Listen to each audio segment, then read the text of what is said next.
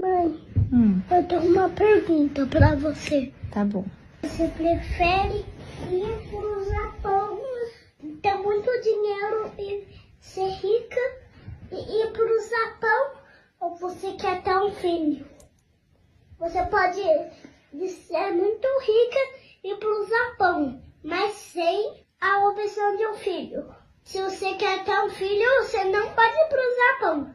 Entendeu ou não? Entendi. Eu consigo responder essa pergunta muito facilmente, sabia? Não. A minha resposta é que eu prefiro 1 milhão de vezes ter um filho, ser mãe do meu filho. Eu nunca trocaria o meu filho por nenhum dinheiro do mundo. Não trocaria. Porque o meu filho é o amor da minha vida. E você?